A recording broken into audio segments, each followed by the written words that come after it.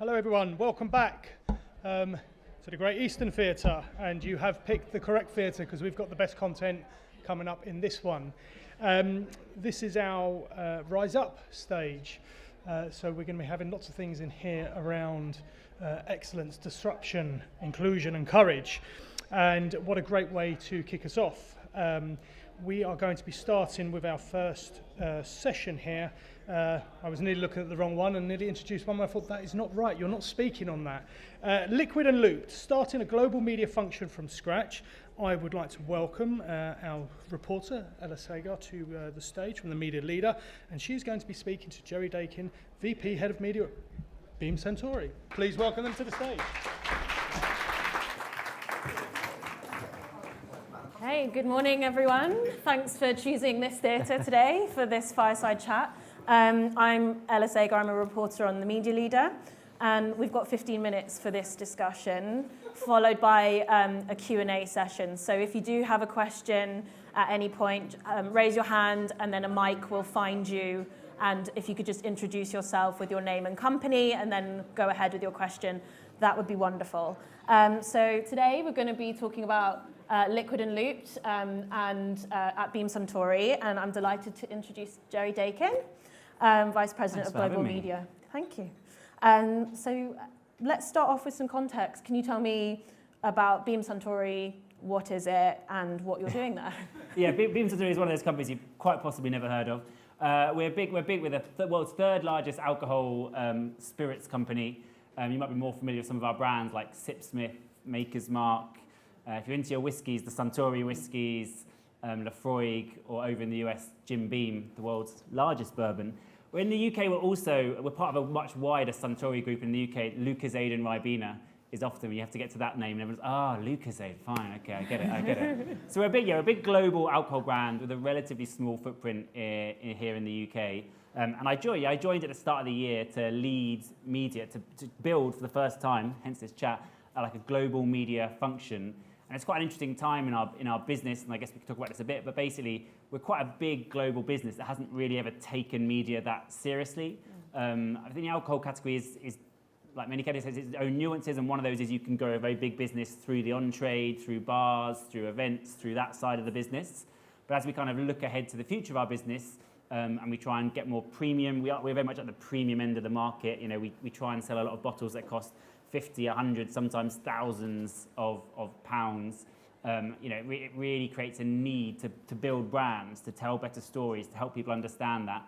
And certainly as we kind of explore kind of the possibilities of commerce, of selling our products directly, we have a slightly weird dynamic where quite a lot of our brands like completely sell out. Like every drop of liquid Suntory makes sells out. The tough thing is not selling it, it's finding it, or selling it, for more money in different premium ways.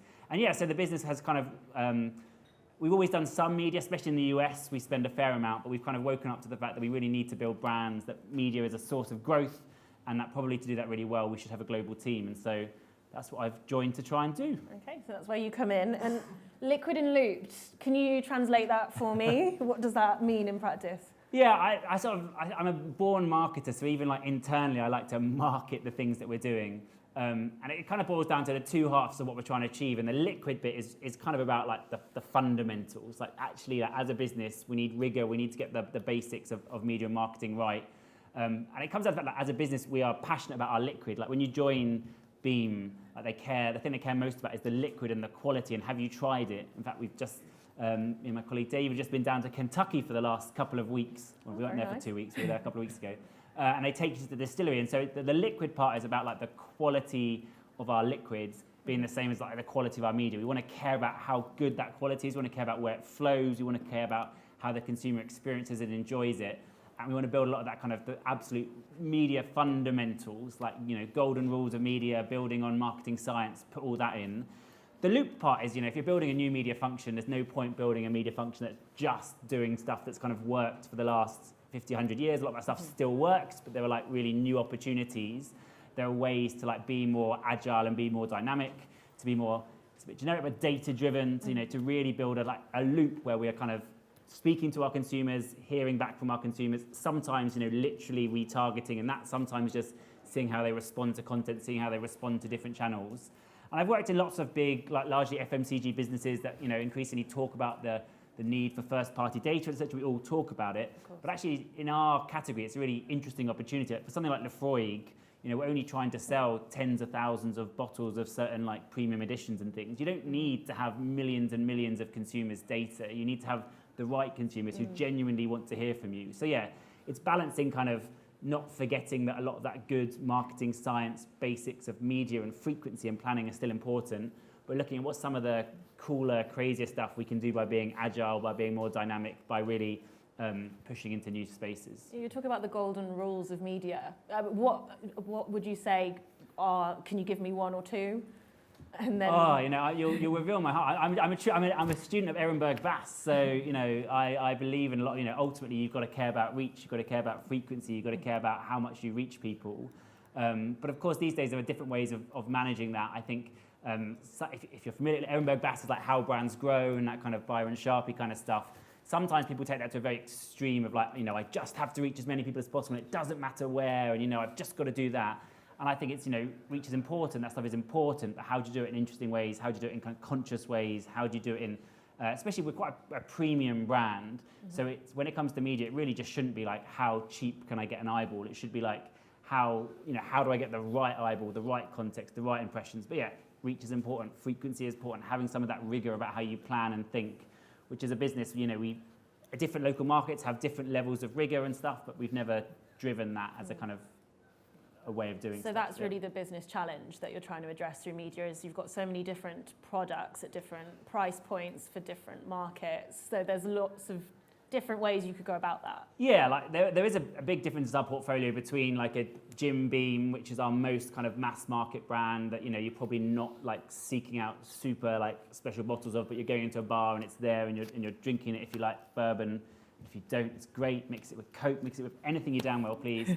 And at the other end, like we launched a Bowmore that cost 400,000 euros the other day, like in partnership with Aston Martin in this ridiculous. I mean, and the weird thing is, no one will ever drink that. They'll just have it and collect it, and Have you tried it? No. I mean, I think our CMO had tried it, and she said it was very nice. So. You'd hope so. But there's a real broad range there, and of course most of what we do is in the middle, but increasingly what we do is in selling bottles that cost like $50, $60, $70, $80, $100, pounds, direct to consumers. We've had entire lines of like Lefroy that have sold out just by sending out email, and consumers who want to try that new special edition hear from us. So yeah, our challenge is definitely work out the right brand, the right media strategy for those different brands. But across the portfolio, if your quantity of what you can sell is kind of capped, so you want to sell it, to people who will pay for more premium, for special editions and things, it very much does become about building a brand, telling that story. People have to know why your brand is interesting and special and important, and why you would pay sometimes quite a lot of money for some of those drinks. Yeah. Yeah, and selling that experience level of it as well, I think. And so, what are the goals for you in the next year? Would you say that you want to hit? Well, I mean, as I say, we're starting a team from scratch. So when I joined, there was me, and then I pulled 2 people from different parts of the business, and now we've kind of got 5 or 6 of us. So we're starting by trying to build a team. I think one of the interesting things that we're trying to do, ultimately our goal is to make our business better at media, and in simplest terms, it means to make ourselves more effective at media. We want, we spend, several $100 million, and we will spend more on media. We want to make sure all of that money is more effective. And there's a whole load of different things that would achieve that, from strategy and planning and getting the right assets and getting the right creative, through to kind of like sweating our agency model and how we buy and things. But one of the things we are quite passionate about is kind of, and it came up in some of the debates earlier in terms of some of the topics that are important, is having like a layer of conscious media underneath that, which I think, we have the privilege of building something from scratch. So rather than building like a whole media system and then saying like, how do we bring consciousness into it? It's kind of doing it from the start. And by conscious media, we definitely mean sustainability. We mean D&I. We mean being really careful about what we fund. I know Dino was on the first panel this morning. Like the Conscious Advertising Network is a great organisation for that. Really thinking about like right on every stage of what we're doing in media, are there ways to make sure that we are spending our money better, funding better stuff? And it's not just for fun. It's partly because it ties up with our sustainability goals and who we are as a business, but it also ensures we're kind of buying better, more inclusive media. And that's actually a very good point to pull out from behind me. Inclusive marketing. somewhere in the middle of all this, I wrote a book, or at least I half wrote a book. Thanks, Chris. I half wrote a book. I was asked to write a book on inclusive marketing and how we think about inclusion right through everything we do. It turned out pretty early in the process I didn't have the answers, so I interviewed like 20 other people, including Chris and a whole bunch of other people, and we've turned that into a book led by the World Federation of Advertisers. And some of that is just in what we're trying to do internally, and of course we're also dealing with like loads of basics, like some of the markets we're talking to are doing quite advanced stuff. Some of them are starting to ask early questions about viewability and things. So people coming from loads of different spaces. But how from day one do we start thinking about, let's not just do more effective media, but let's make it better, more conscious. Because it doesn't have to be an either or. Yeah. Zero sum. And we've heard, Diageo, a competitor, but very, Isabel Massey, they're a real strong leader in this, tells a great story of how they've gone down a route of putting more of their money into supporting diverse voices and minority publications and media titles and things, and it's really working for them as a business. We know it works. Talking to consumers in spaces that are relevant and personal and contextual to them is what media planning used to be before we allowed the machines to do it all for us, and we've kind of got to get that balance back. Okay, so because you're not relying on those legacy sort of systems in a way, because you're building it from scratch. We're like turning up for the first time and saying like, this is what we believe is important in media, this is what we think we should aim for, and we have been doing stuff, and like it's not like, suddenly we're spending media for the first time, but we haven't had that. There's nothing to clear out. There's no like baggage of like how the old team used to do it or how we used to do it. It's like, and it's good because a lot of our markets have been very in the weeds of delivering media, and we have the opportunity to kind of elevate that thinking a little bit, I think. Great. I'm just going to open up to some questions. If you do have a question, you can raise your hand. I think Chris, I've got another question at the back. Is there a mic? As well. We've just got a mic coming to you. But Chris, I'll go to someone just behind you first. So there's a question just there in the audience. Lady with the cool hair. Hi. If you could just introduce yourself and your company, that would be great. Hi, Marissa Thomas. I'm CMO at Good Loop. It's super interesting. Congratulations on your book. It sounds good. I think it's a question that I wish more people were kind of asking around that inclusive media. I just wanted to kind of focus on that a little bit. You spoke kind of earlier around the kind of how brands grow and the reach, frequency, and trying to do that in an effective cost piece. What are the challenges that you come up against when you're looking at kind of diverse media and actually supporting those publishers that maybe don't have the immediate reach, etc., that you're looking for? Yeah, that's an awesome question. If you guys don't know Good Loop, we did some stuff with them back at GSK. Like, it's an awesome product where you spend money on advertising and some of it ends up going to charity. It's like win-win for Thanks everyone. Thanks There for the plug. you go. I mean, one of the fundamental challenges, like when you're planning media and you want to reach like a minority audience, the blunt answer is like you can reach those people through Facebook and TV and stuff. Like, those people have those media habits, but do you just want to reach those people, or do you actually want to be in places where they pay attention to you, where they're relevant, where you're surrounded by voices that matter to them? Of course, that is a bit more difficult. Like, it's more difficult because somewhat by default, like minority, inverted commas, like publications tend to be smaller. They tend to be more split up and more fractured and things.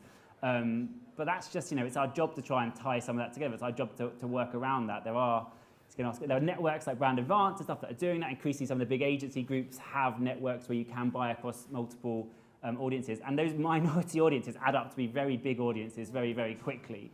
So we're not actually talking about like small amounts of media or money.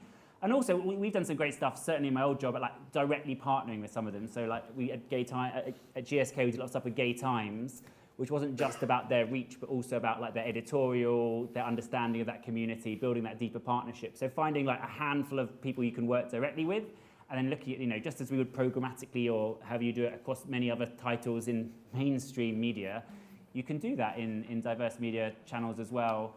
Group Black in the US, setting up really interesting stuff where you can reach, really great different publications. Yeah, so it's out there. You just need to. Yeah, and it is tricky, and I think anything that starts bringing those smaller groups together, making it easier for, at the end of the day, clients, agencies. It's difficult to buy from hundreds of different media owners. So anything that brings that together and makes that easier is great. Yeah. Chris, did you have a question? Yeah, I think we'll just wait for the mic. Just at the front here. It's a quick one on making a new team, and he hasn't actually planned this with me. I thought it all by myself.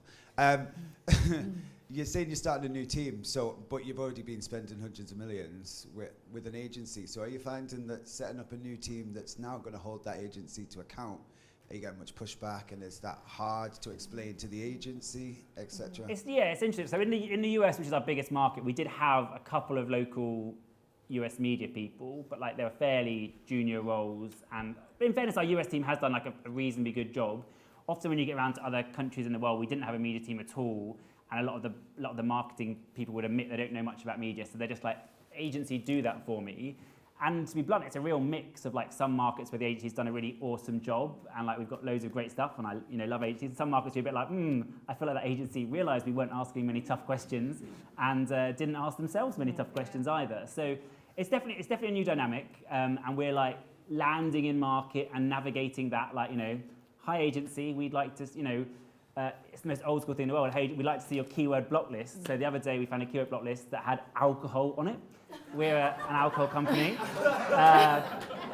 And it also, in terms of like the things that we all need to wear, it had like Arab and black and a couple of other keywords that, a lot of people, if you don't look, possibly do have on your keyword block list. So there's definitely like, we're turning up in markets. I used to work at an agency, and I'm very much, we had an interesting discussion in the previous debate about like how a lot of the problems caused in our industry are because we've squeezed our agencies so hard. So we're not trying to turn up and squeeze our agencies harder. We're trying to get more out of them, showing them that we care about media. We want to talk about this stuff. We want to make it better. So I think they're warm to it, but they're also agencies are very busy. People are very busy. Having an extra person who wants to have meetings with you is a pain in the backside. So we've got to navigate that. Yeah, I'm afraid we're going to have to wrap that up. We're out of time, but thank you so much, Jerry, for having me. Coming, and thanks everyone.